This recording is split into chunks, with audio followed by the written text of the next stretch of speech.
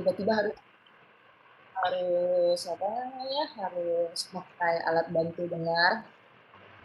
Dan seingat saya, seingat memori saya, Nurul tuh emang dari kecil dia itu buat mendengar sesuatu tuh harus mendekat ke sumbernya dulu mas, baru dia mendengar jelas kayak gitu. Jadi misalkan dia lagi nonton TV gitu kan, dia pasti berdiri di depan TV atau di samping speakernya si TV ini. Nggak pernah, kalau orang normal kan biasanya duduk biasa di sofa atau duduk di karpet kayak Mm-mm. gitu kan. Ini enggak gitu kan. Ada beberapa kali misalkan, bukan beberapa kali sih, sering kayak gitu kan. Cuman kita mengiranya ini anak terlalu fokus sama dunianya aja, sama mainannya atau sama kegiatan yang dia lakuin kayak gitu kan. Jadi misalnya kita panggil Mm-mm. Nurul, Nurul kayak gitu kan. Kok nggak nyahut kayak gitu kan. Dicoel baru dia nyahut, atau kayak Nurul kalau nonton TV nggak boleh dekat-dekat kayak gitu, ntar matanya rusak kayak gitu. Tapi besokannya berulang lagi kayak gitu, sampai ada kejadian si telinga berdarah itu, sampai akhirnya dia pakai alat telinga. Terus setelah, kan kita juga penasaran kan kenapa tiba-tiba cara pendengarannya itu berkurang lalu jadi kayak gini kan. Terus kata dokter dokter yang waktu itu menangani Nurul, uh, ini salah satu efek dari obat-obatan yang dia konsumsi waktu bayi. Jadi waktu bayi itu Nurul Hmm. tergolong bayi yang sering sakit. Sakitnya emang sakit ringan kayak batuk, pilek, dan segala macam gitu. Cuman intensitasnya itu sering kayak itu. Dia minum obatnya pun juga lebih sering daripada anak-anak bayi pada umumnya. Hmm. Saya ini salah satu efek. Oke, berarti hmm. Hmm. Berarti sebetulnya indikasinya itu sebenarnya sudah lama ya. Hanya saja pada saat telinganya mengalami pendarahan itu ya, benar-benar karena memang benar-benar tidak bisa mendengar sama sekali, dan mungkin sebelumnya juga mungkin bisa mendengar tapi memang mungkin tidak terlalu keras, makanya mungkin Nurul juga ketika nonton ininya di depan televisinya langsung dengan volume yang besar misalnya Gitu. kayak begitu. Uh, Dan juga mungkin ketika memakai headset dengan volume yang maksimum gitu, dengan apa durasi yang cukup lama, yang juga sebetulnya itu juga salah satu penyebab gangguan pendengaran juga sih memang. Betul sekali. Iya, ya, oke. Seperti itu. Berarti setelah pada saat itu langsung menggunakan alat bantu dengar. eh, Kalau Kak Nurul sendiri nih, bagaimana kemampuan komunikasinya pada saat sudah menggunakan alat bantu dengar, dan apakah itu menjadi lebih baik atau bagaimana? Ketika tidak bisa mendengar, kemudian pakai alat, apakah terbantu atau memang harus adaptasi lagi? Apa yang dirasain? Kalau menurut Nurul yaitu kalau pakai alat bantu dengar sih nggak ada kendala, tapi lancar aja komunikasi. Suara orang kedengaran jelas Lancar Suaranya aja ya. kejelasan. daripada nggak pakai. Berarti kalau saat ini pakai di satu telinga saja ya, di sebelah kanan. Berarti yang satunya lagi tidak pakai. Nggak pakai. Pada saat awal terdeteksi itu memang apakah disarankan menggunakan dua telinga atau memang hanya satu saja pada saat itu? Atau memang karena tidak nyaman atau apa? Bagaimana? Kalau ya itu yang paling tahu sebenarnya ibu sih mas. Soalnya ibu yang bawa Nurul Ibu ke ya. rumah sakit kan. Sekarang Mm-mm. tuh kondisinya ibu lagi sakit yang kita nggak bisa dapat jawaban dari ibu. Gitu. Oke, berarti eh, setelah itu juga berarti kan sekolah juga harus menggunakan alat bantu dengar ya. Eh, Bagaimana reaksi teman-teman Kak Nurul ketika melihat Kak Nurul pakai alat bantu dengar di sekolah? Biasa aja sih Nggak. reaksi Mereka orang. biasa aja. Biasa Tapi aja. mereka melihat itu apa? Apakah ada yang bertanya mungkin Nurul pakai apa itu di telinganya pada saat itu? Ada sih, pernah teman-teman itu kan nanya, itu apa sih di telinga gitu kan. Ini alat bantu dengar. Bagaimana dengan guru-guru di sana? Guru-guru di sekolah, apakah mereka juga tahu Nurul menggunakan alat bantu dengar? Apakah Nurul atau keluarganya menceritakan bahwa Nurul pakai alat bantu dengar ketika di sekolah? Guru-guru tahu? Iya. Guru-guru tahu. Apa namanya, guru juga ada kasih tahu kan, Bu, kayaknya Nurul jangan duduk di belakang kayak gitu kan, di depan kayak gitu Harus kan. di depan. Jadi guru-guru ini juga apa namanya, mengetahui kalau siswanya ini emang harus dekat dari sumber si suara ini, yaitu gurunya tadi. Jadi Nurul tuh selama sekolah selalu duduk di depan, beneran di depan papan tulis kayak itu, di depan gurunya bicara. Oke.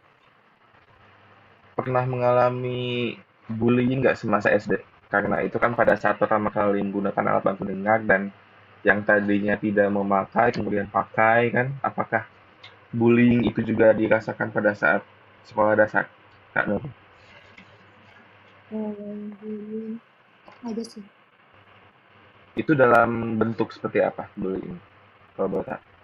Kalau bullying itu dari mulai SD sampai SMP itu kan dibilang sama Nurul kan apa namanya nih, kok itu anak pakai alat bantu dengar kan, anak tuli itu jauhin aja gitu kan. Terus waktu magang di Giant Pal 7 itu kan apa ada diperlakukan yang tidak menyenangkan gitu kan sama terhadap Nurul. Tapi orang lain juga melihat gitu kan. Terus waktu Nurul lagi ada sesuatu yang ingin Nurul bantu itu kan sama orangnya, Mbak ada yang bisa saya bantu kan? Ada gitu kan. Terus Nurul bantu mbaknya pergi kan. Terus ada orang lain lagi yang ingin apa namanya ini Nurul gitu kan. Terus disuruhnya kan, kamu nggak usah di sini, kamu pergi aja ke tempat lain gitu kan. Ya udah, nggak usah dibalas aja, nggak apa-apa, nggak usah sedih. Berarti seolah-olah pemakai alat bantu dengar itu kayak penyakit menular ya, harus dijauhi ya. Seolah-olah seperti itu yang dirasakan ya. Nggak Oh, mampu. Kak Nurul, gimana Kak? Gimana? Makan nggak sih orangnya. Reaksi Nurul. Biasa aja, nggak apa-apa. Tapi sempat ini nggak merasa depresi atau sampai benar-benar apa putus asa gitu? Pernah nggak merasakan seperti itu ketika efek dari bullying itu untuk Kak Nurul? Nggak ada merasa putus asa sih.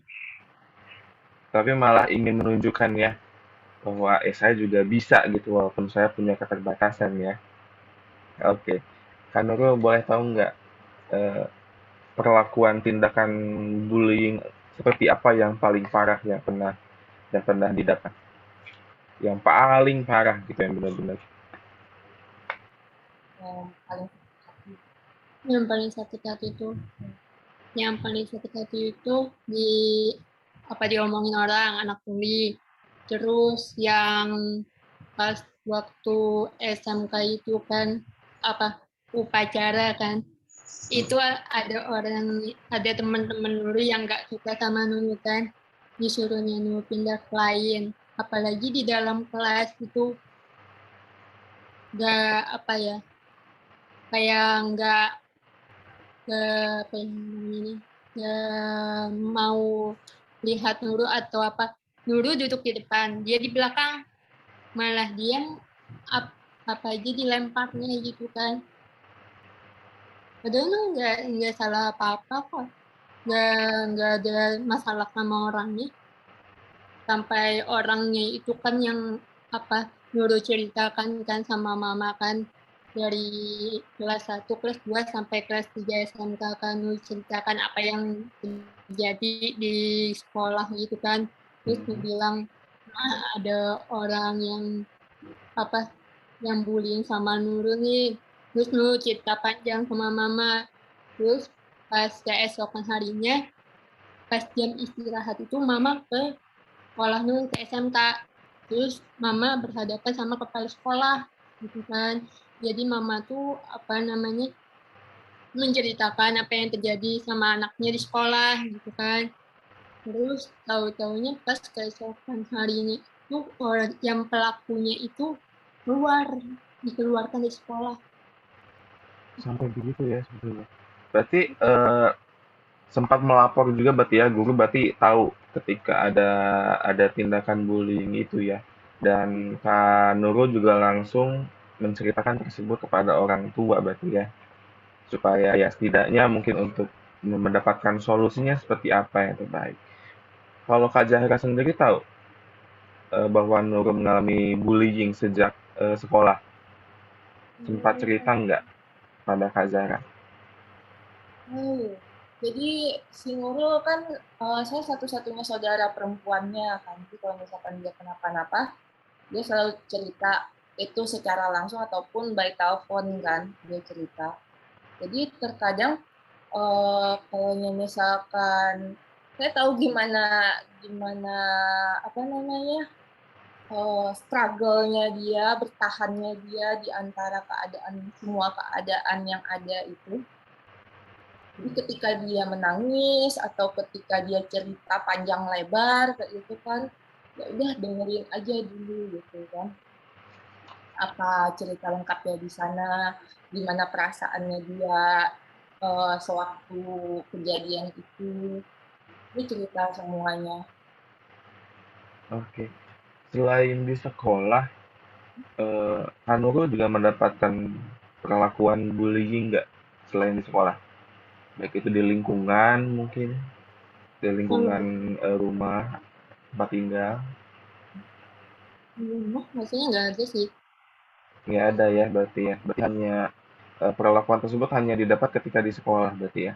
Tapi ketika misalkan Kak Nurul pergi keluar, misalkan entah itu ke supermarket atau lagi di taman atau di kafe, orang-orang pada melihat Kak Nurul nggak sih bahwa Kak Nurul pakai alat bantu dengar? Mereka pada melihat kayak yang aneh nggak sih? Kayak gitu nggak sih? Kayaknya melihat aja. Ya, tapi nggak ada reaksi yang berlebih kayak oh ya Nggak udah ada dia reaksi ya. atau enggak kayak gitu kan. Tapi Kak Nurul sempat ini nggak, maksudnya pernah nggak yang ya saya pakai alat bantu dengar gitu, menceritakan kondisi.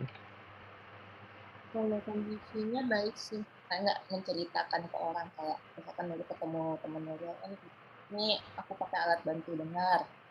Itu Nurul pernah nggak? Itu waktu pas kuliah aja. Kuliah ya berarti ya. Oke.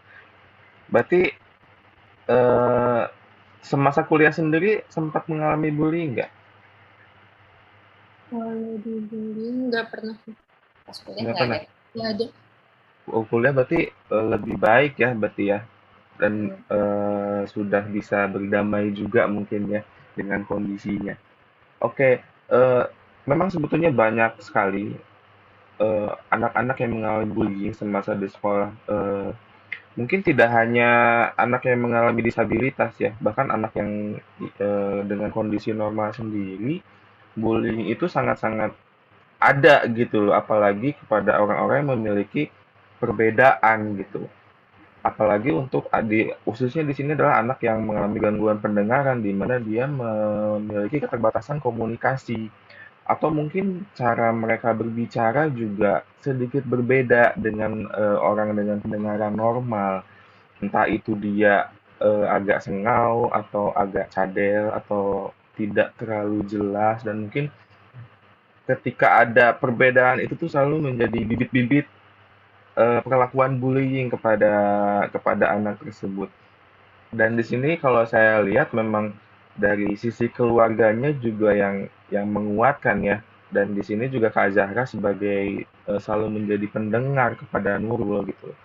Karena mungkin memang eh, supaya Nurulnya juga semakin kuat dan memang yang dibutuhkan Nurul ya support system yang baik.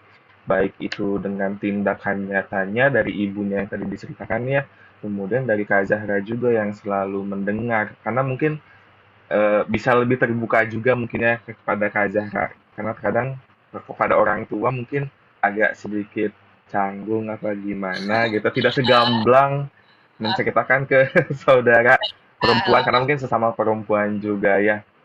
Maka dari itu sih untuk orang tua memang harus memupuk mental yang kuat tentunya agar anak siap ketika mungkin nantinya eh, mereka mendapatkan perlakuan bully. Oke, Kak Zahra, kita sudah menampung beberapa pertanyaan dari partisipan yang hadir saat ini. Ini saya coba tanyakan langsung saja ya. Saya bacakan satu persatu. Oke, pertanyaan pertama nih. Apa yang membuat Nurul bisa bangkit dan bisa lebih percaya diri pada saat mengalami bully?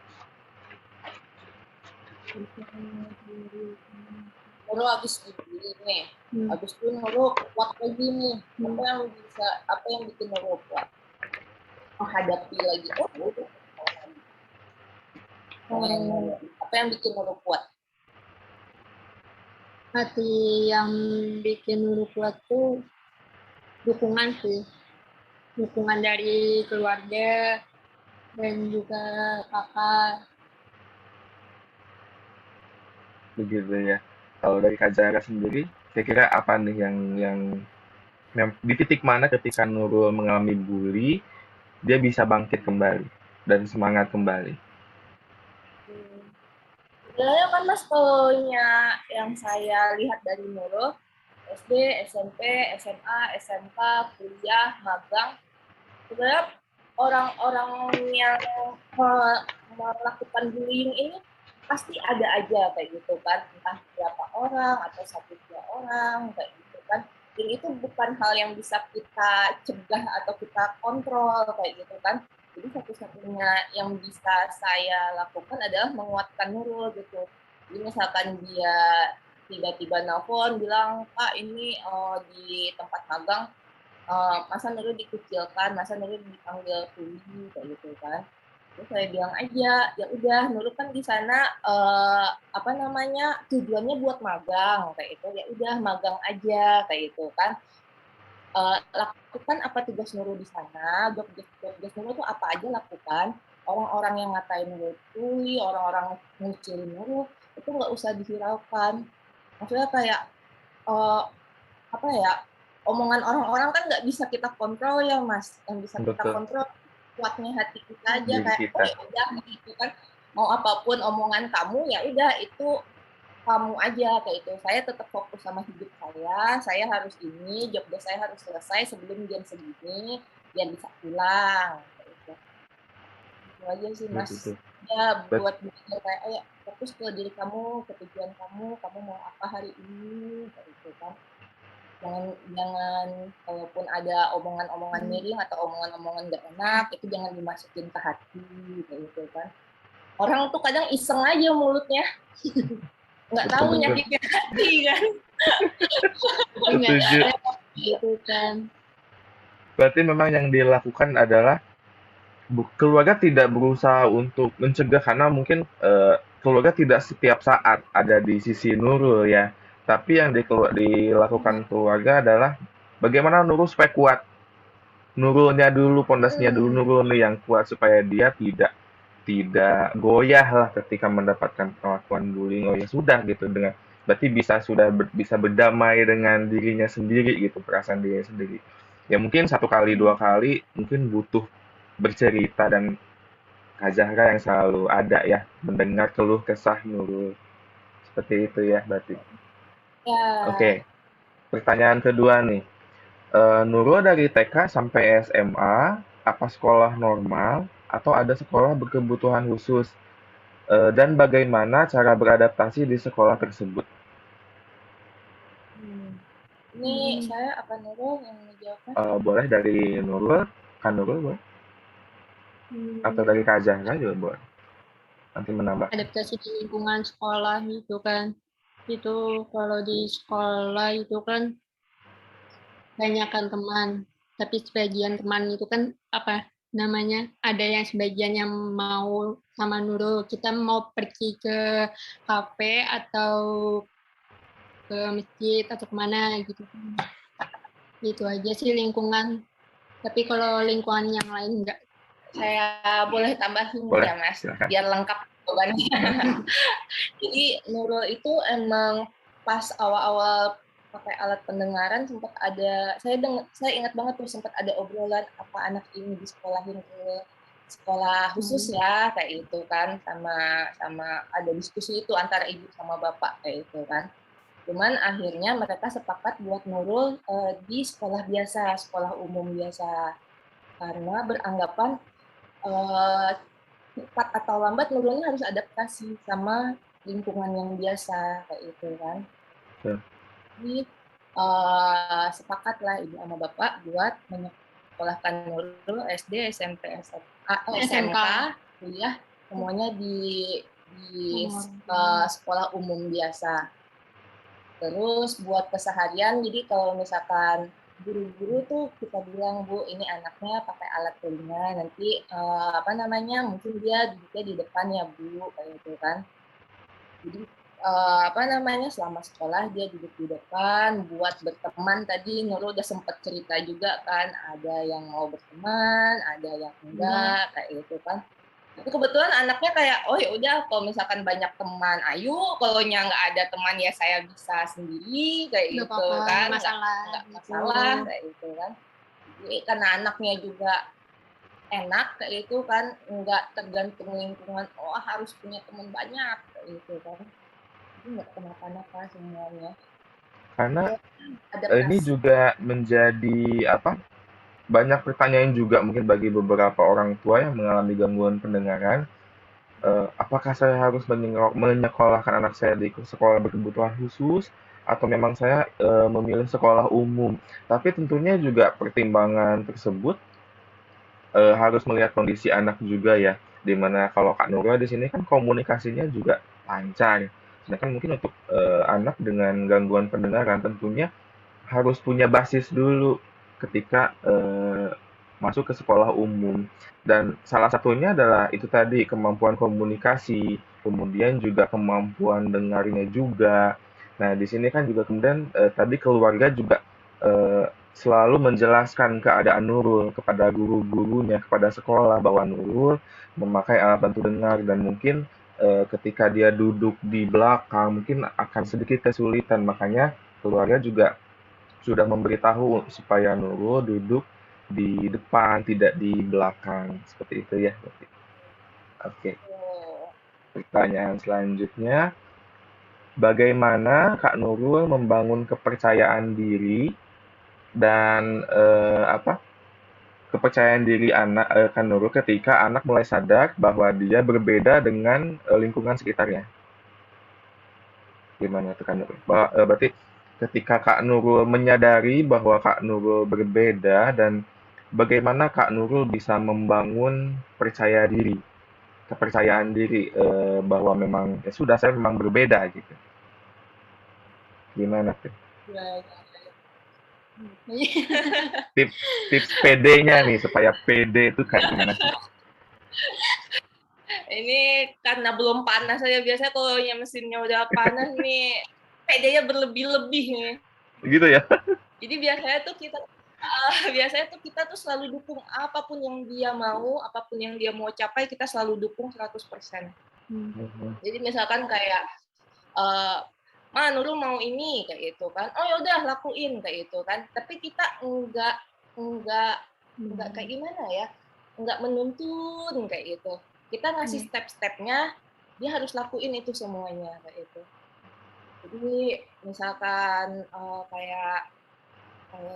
gampangnya kayak gini, ya dulu tuh nggak pede tuh Mas, buat belanja ke warung aja tuh nggak pede Mas, karena dia mengira kalau belanja ke warung orang tuh bakal memperhatikan alat telinganya.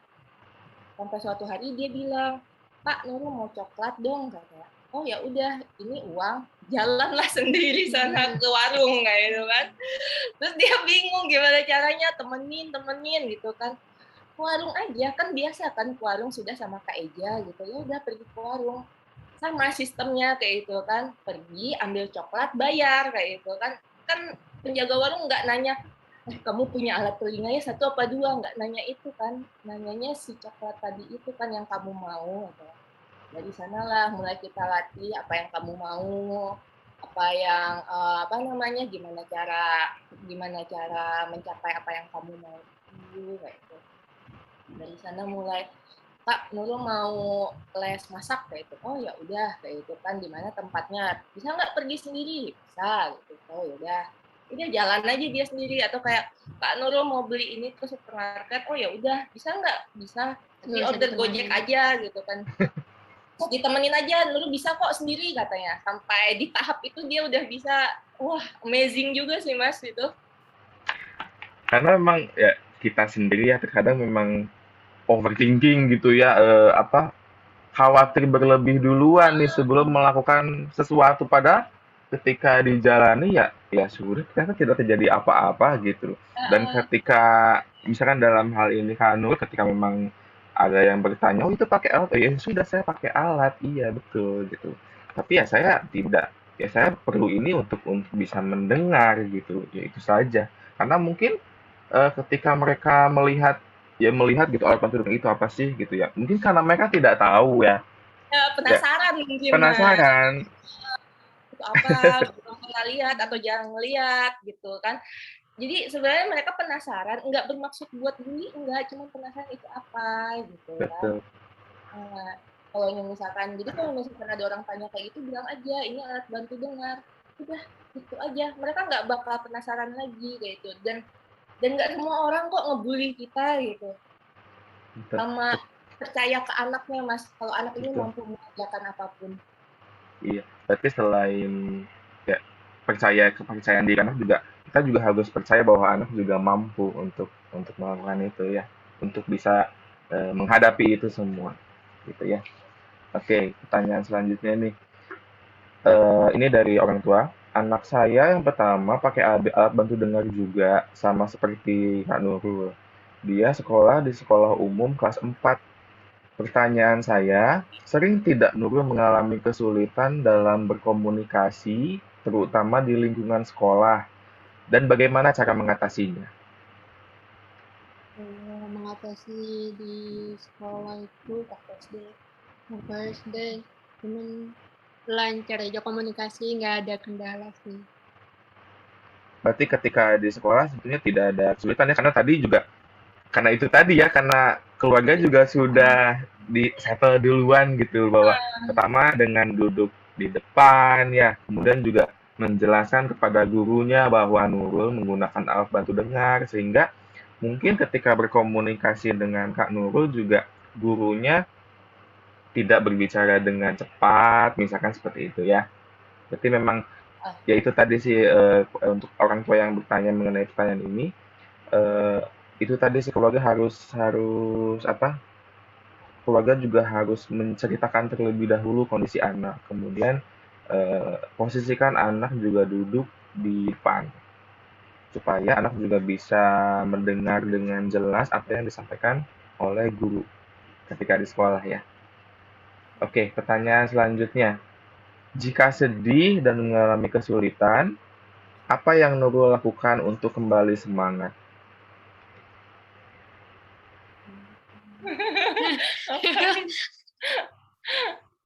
Kembali semangat. Ketika sedih gitu. Ketika Nurul mau sesuatu nih misalkan, tapi ternyata aduh kok sulit banget sih untuk ngelakuin itu gitu. Atau misalkan ketika menghadapi sesuatu yang ya entah itu seperti diperlakukan tidak baik misalkan. Bagaimana Nurul supaya bisa semangat lagi? Kalau semangat lagi, kita nggak perlu bersedih lah, tapi harus percaya diri lah. Terus apa yang kita lakukanlah gitu kan. Tapi kita harus semangat. Tapi hidup itu kan masih panjang juga kan gitu. Itu aja sih. Tua banget omongannya. Hidup panjang juga. Hidup masih panjang. benar-benar. Karena kayak maksudnya dia ya udah kalau sedih di situ ya udah kan Iya. perjalanan masih Perjalanan panjang. masih gitu. panjang maksudnya. Ya, bersedih boleh lah ya, manusiawi, tapi jangan kelamaan gitu ya. Dan fokus Ya, aja sih apa yang bisa kita lakukan, lakukan. Gitu. Yang penting kita berusaha dulu deh. Kalau hasilnya seperti apa ya kita harus terima gitu. Oke, lanjut. Pertanyaan selanjutnya. Apa rencana ke depan setelah lulus kuliah? Kan Nurul, setelah kuliah mau ngapain nih? Sudah ada rencana? Mau menjadi apa misalkan? Oh ya, saat ini kuliah jurusan apa sih?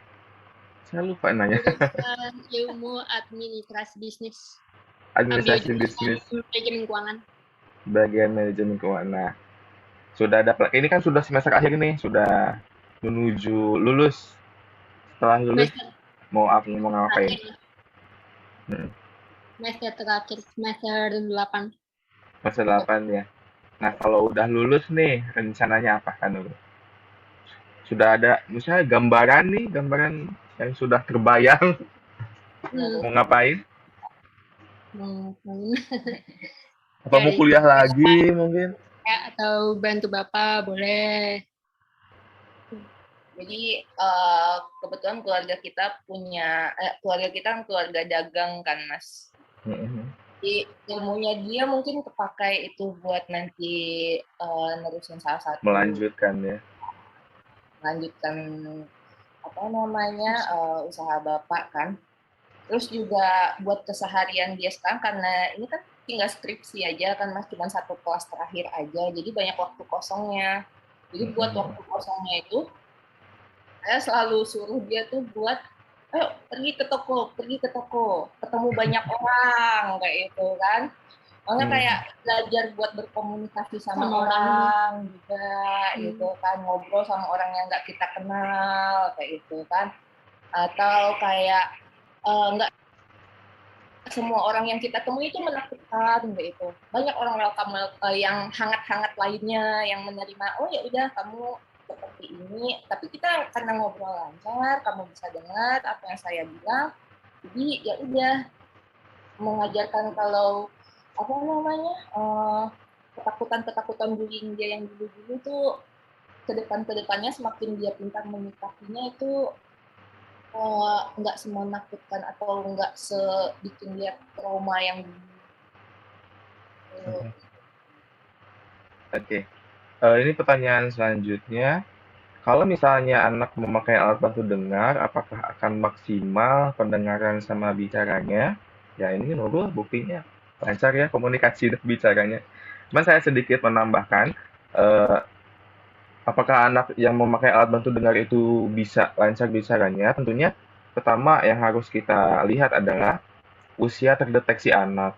Apakah anak tersebut mengalami gangguan pendengaran sejak lahir? Kemudian derajat pendengarannya juga, dan juga tentunya adalah solusi yang dipilih. Misalkan makanya perkembangan anak-anak itu berbeda-beda satu dengan yang lainnya. Karena mungkin yang satu terdeteksinya dari kecil, yang satu ketika sudah besar, misalkan baru terdeteksi, sedangkan kemampuan komunikasi itu dilatih dari sejak dini gitu. Itu sih yang akan mempengaruhi faktor-faktor anak kemampuan bicaranya berbeda-beda atau kemampuan komunikasinya berbeda-beda. Oke, pertanyaan selanjutnya, bagaimana langkah-langkah untuk mengajarkan anak supaya cepat bisa bicara dengan bantuan alat bantu dengar? Oke, ini kayaknya untuk saya ya. Saya jawab saja. Bagaimana supaya anak bisa berbicara cepat? Tentunya kita pahami dulu anak terdeteksinya itu pada saat usia berapa. Kemudian pilihan solusi yang dipilih apakah sudah tepat, dan juga nantinya harus mengikuti program habilitasi untuk melatih pendengarannya juga dan juga kemampuan bicaranya. Dan jangan lupa untuk selalu rutin melakukan evaluasi. Nah, ada namanya tesnya FFT, itu dilakukan untuk mengecek kemampuan anak berkomunikasi. Apakah sudah sesuai, kemudian kemampuan dengarnya juga sudah sampai mana, karena kemampuan dengar dan kemampuan berbicara itu korelasinya, ada korelasinya gitu. Ketika kemampuan mendengarnya sudah baik, tentunya itu akan menghasilkan kemampuan bicaranya juga akan lebih baik. Seperti itu. Oke, pertanyaan selanjutnya nih. Apa saja yang dipertimbangkan ketika memilih sekolah? Dulu, Kak Nurul dan Kak Zara. Pertimbangannya apa nih? Ketika lanjut SMP, SMA. Pertama kan kayaknya sekolah itu kan berdasarkan kemampuan anak dulu kan ya Mas, ada Mm-mm. tes-tesnya segala macam itu kan sebelum masuk. Masuk sekolah. Nah, itu kita sesuaikan sama kemampuan Nurul juga kan, kemampuan daya tangkap dia mendapatkan informasi dari lawan bicara atau Mm-mm. dari apa namanya kayak guru TK-nya dulu menjelaskan di depan gimana kayak itu kan ada hasil-hasilnya kayak gitu kan. Terus dari semua itu kita pilih sekolah yang terdekat dari rumah. Hmm. Alasannya karena terkadang kan alat telinga kan ada baterainya kan ya Mas. Mm-mm. Kita kebetulan satu rumah itu punya kegiatan masing-masing. Jadi kalau misalkan alat bantunya tiba-tiba habis baterai atau mau habis baterai itu gimana caranya yang paling dekat dia bisa pulang ke rumah kayak itu kan, atau kita bisa minta tolong seseorang ambilin si baterainya buat antar ke sekolah biar dia nggak terlalu lama heningnya Hmm. gitu. Itu tapi paling pertama sih kemampuan dia, kita nggak memaksakan dia harus di sekolah yang paling bermutu gitu kan, atau di sekolah yang paling bagus kayak itu kan. Itu Enggak, itu maksudnya sering kalau si terjadi sih anaknya ya. Itu kayak karena orang tua anaknya gengsi gitu, mengejar gengsi. Anaknya pengen sekolah di sini. teman apa namanya teman arisan mama banyak di sini terus mesti sekolah di sana, enggak juga sih, ibu enggak kayak gitu orangnya. Jadi si Nurul kemampuannya yang mana kita sesuaiin, kita pilih yang terdekat sama rumah gitu. Jadi kalau Oke, misalkan ada apa-apa cepat ditolong. betul sekali. Setuju sekali. Harus harus melihat kemampuan anak terlebih dahulu ya. Apakah memang jangan hanya karena saya tahu ini sekolah internasional gitu. Saya pengen masuk ke sini. Tapi ya kalau anaknya belum siap juga malah beban untuk anaknya juga ya nantinya. Dan kita juga nggak tahu apakah anak bisa mengikuti dan malah mungkin ketika dia tidak bisa mengikuti malah terjadi bullying itu ya karena mungkin karena dia tidak mampu atau apa. Jadi betul sekali persiapkan terlebih dahulu dan pastikan kemampuan anak dulu. Oke, pertanyaan selanjutnya. Eh, ini pertanyaannya nih, mengapa Nurul tidak mencoba lagi untuk beradaptasi pada telinga kiri? Untuk saat ini ya, kita saat ini aja. Nurul kan masih pakai satu telinga, satu alat. Kenapa tidak mau mencoba memakai alat yang satunya lagi? Gak apa-apa Kalau sharing aja. Dua alat gitu. sepasang gitu kan. Hmm, Kalau sepasang tuh berada nggak enak kan. Tapi lebih enak ke kanan daripada kiri. Kalau di kiri sih cuma nggak enak gimana gitu rasanya. Yang enaknya lebih ke kanan aja gitu. Kita oke begitu ya. kebetulan Gimana nggak Kak? memaksakan dia kayak harus kayak gini kayak itu kan. Hmm, Emang pada kenyataannya lebih baik dua kan ya Mas, biar betul. dua-duanya tuh sama-sama kan. Kalau satu telinga berarti cuma satu aja gitu yang mendengar ruang lingkup kan. Kalau misalkan dua-duanya bisa bisa memakai alat kayak itu kan, itu mungkin lebih baik lagi hasilnya. Dia komunikasi ke orang atau dia menangkap informasi dari orang itu lebih baik lagi. Cuman saya nggak bisa memaksakan itu ke dia, yang memakai sehari-hari dia soalnya kan. Ya untuk saat ini ya kita hargai pilihan Kak Nurul ya, karena apalagi sekarang sudah bisa memutuskan sendiri apa yang dia mau gitu kan. Sedikit saya tambahkan mengenai pentingnya mendengar dengan dua telinga. Pertama, itu tadi sudah dijelaskan juga bahwa secara alami juga kita mendengar dengan dua telinga ya, dua sisi. Karena keduanya itu saling menyeimbangkan.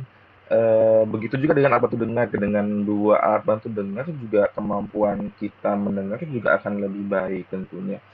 Cuman hanya dalam dalam kasusnya Kak Nurul ini, mungkin ketika ketika waktu kecil tadi memang sudah dipasangkannya itu hanya satu gitu loh, dan memang ketika apalagi untuk di usia saat ini tentunya akan ada adaptasi lagi gitu loh, dan ya ketika memang tidak nyaman, walaupun misal kalaupun mau dipaksakan gitu, mungkin suatu saat juga akan terbiasa. Karena sebetulnya dengan 2 telinga sendiri juga kita pun mendengar juga lebih mudah gitu loh. Kita juga bisa lebih baik menentukan arah suara itu datangnya dari arah mana, itu juga dengan 2 telinga. Kemudian di Ponak sendiri itu ada fitur namanya BVST atau Binaural Voice Stream Technology. Teknologi ini tuh memanfaatkan 2 alat bantu dengar. Misalkan ketika di lingkungan yang berisik, misalkan. Kedua, mikrofon di alat bantu dengar itu bekerja sama. Jadi misalkan ketika bising ada di sebelah kiri, misalkan, nantinya yang sebelah kiri mikrofonnya itu akan bekerja sebagai tembok, seolah-olah seperti tembok gitu. Dia akan meredam. Tidak hilang sama sekali memang, tapi setidaknya kita akan lebih fokus kepada apa yang kita ingin dengar gitu loh. Tentunya itu akan memudahkan karena ya kalau kita sendiri dengan telinga pendengaran yang normal, kita bisa mau memfokuskan apa yang kita dengar gitu loh. Sedangkan eh, dengan menggunakan alat bantu dengar juga tidak semudah itu, walaupun beberapa alat bantu dengar juga sudah memiliki fitur namanya noise reduction misalkan. Tapi ketika dengan ada dua dua sisi itu akan lebih baik karena yang satunya benar-benar akan bertindak menjadi barrier, seolah-olah ada peredam di satu sisi yang memang bising dan yang satu sisi lagi akan bekerja menangkap suara. Tapi yang kita dengar tetap di kedua telinga gitu loh. Seperti itu sih. Oke, pertanyaan selanjutnya kita lihat. Oke, sudah selesai sebetulnya. Itu tadi ternyata pertanyaan terakhir dari yang kita kumpulkan. Eh, untuk pertanyaan terakhir nih dari saya sendiri, pesan kepada para orang tua yang hadir saat ini, kira-kira apa? Kak, kan dari Kak Nurul dulu deh. Pesan, ini semangat lah. Pesan untuk kan Kak Nurul sudah melalui nih, ibaratnya dari usia sekolah dan kuliah juga. Nah, sedangkan semua orang tua yang hadir di sini sebetulnya masih memiliki anak yang masih kecil, yang mungkin belum sekolah atau yang sudah sekolah.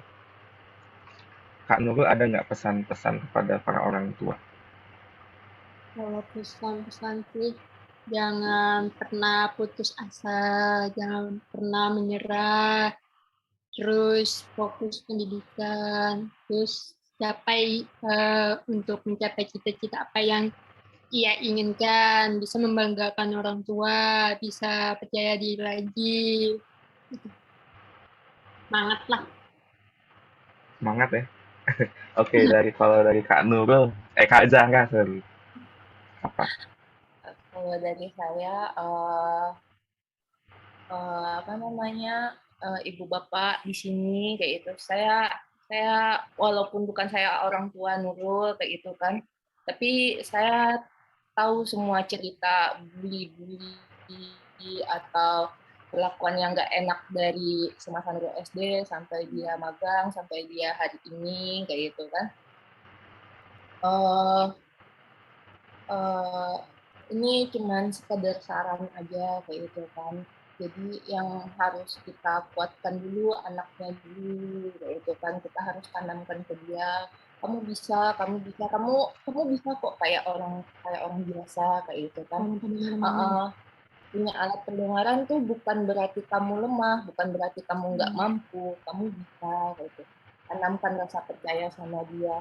Terkadang kadang ada beberapa momen kayak gitu, kayak ibu bapak sempat meragukan nih bisa nggak ya Nurul, bisa kayak itu kan, akhirnya dipupuk-pupuk bisa kok anak ini bisa kayak itu, akhirnya dia secara otomatis menguatkan dirinya sendiri, oh aku bisa kayak itu kan. Akhirnya dia mencari cara, gimana caranya dia biar bisa tadi itu kan ngelakuin apa yang dia mau.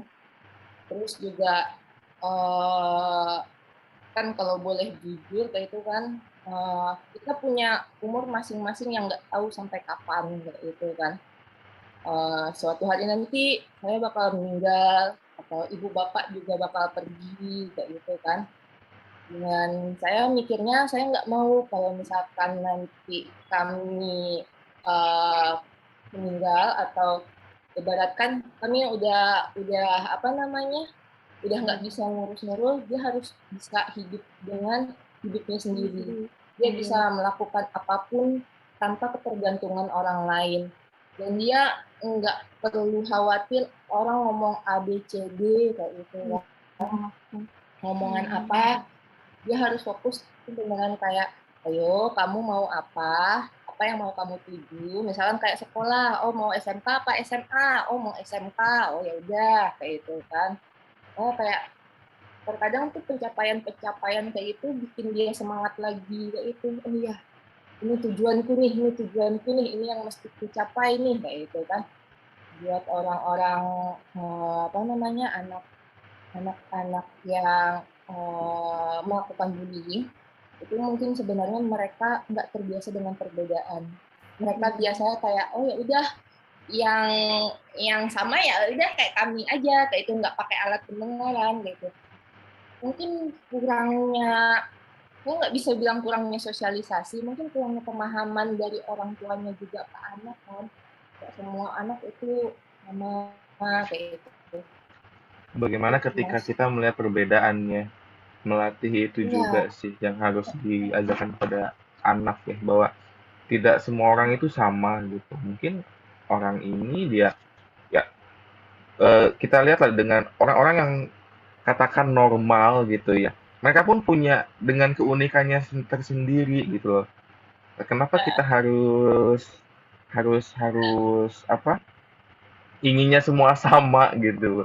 Sedangkan karakter orang, sifat orang semuanya berbeda-beda dan termasuk cara orang juga mungkin untuk Kak Nurul mendengarnya dengan menggunakan alat bantu dengar atau mungkin seperti saya harus pakai kacamata gitu kan memang apa saya minus jadi saya harus pakai kacamata seperti itu sih memang yang harus Sebenarnya kan dilakukannya dan nah, gimana Kak sebenarnya kan lanjut aja dulu. selama apapun yang kamu lakukan itu nggak mengganggu orang, nggak merugikan orang, kayak itu, ya udah jalan aja kayak itu, happy aja sama Jalani. hidup kamu kayak itu kan. Karena kayak kan kadang happy nggak perlu ketergantungan sama orang kan, kamu bisa happy sama hidup kamu sendiri kok. Kita ciptakan bahagianya kita sendiri ya. Betul sekali, Betul. setuju.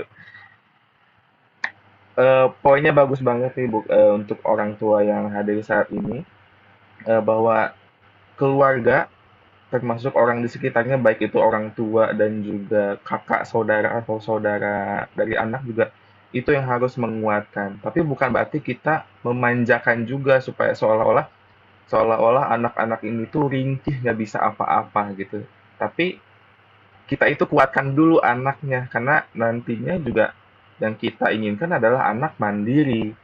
Mandiri baik itu dari aktivitasnya dia, meraih semua yang ingin dia capai gitu. Kemudian mungkin obstacle-obstacle yang nantinya juga dia hadapi ketika ingin meraih itu juga itu sih yang harus orang tua persiapkan ya. Betul ya? Setuju semuanya? Betul. Oke, Oke. terima kasih Kak Nurul dan Kak Zahra sudah berbagi ceritanya siang ini. Sangat Atas kesempatannya. bermanfaat untuk kita semua dan semoga semua orang tua yang hadir saat ini bisa mendapatkan poin-poin yang baik yang tentunya mungkin bisa diterapkan untuk anak-anaknya juga. Sekali lagi terima kasih. Mohon maaf jika ada salah-salah kata. Saya izin pamit. Terima kasih. Wassalamualaikum warahmatullahi wabarakatuh. Sampai jumpa. Wah, semangat ibu-ibu, Terima bapak-bapak. kasih.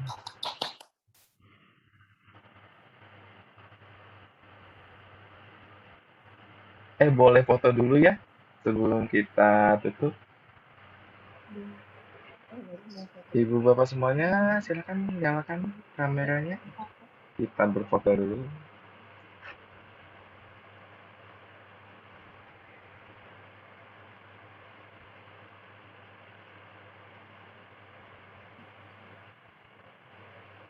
Silakan nyalakan.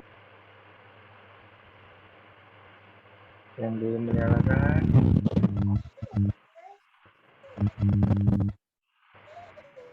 Oke, 3, 2, 1. Sekali lagi. Lagi 3, 2, 1. Sekali lagi ya. 3, 2, 1. Terima kasih semuanya. Sampai jumpa, sehat selalu. Terima kasih.